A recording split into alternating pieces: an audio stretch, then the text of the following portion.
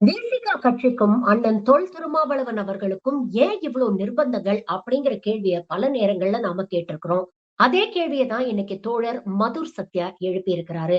ஒரு வேங்கை வயல் பிரச்சனை, ஒரு மேல்பாதி பிரச்சனைன்னா உடனே டாக்டர் திருமாவளவன் அவர்கள் வந்துதான் போராடணும், அவர் தான் நீதி கேட்கணும், அவர் தான் நியாயம் கேட்கணும் அப்படின்னு ஏன் எதிர்பார்க்கிறீங்க? ஏன் தலித் மக்கள் இந்துக்கள் இல்லையா?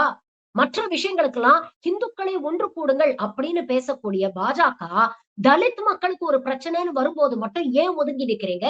ஒரு வேங்கை வயல்ல பாதிக்கப்பட்ட இந்துக்களுக்காகவோ, இல்ல மேல் பாதியில பாதிக்கப்பட்ட இந்துக்களுக்காகவோ ஏன் நீங்க பேச மாட்டேங்கிறீங்க?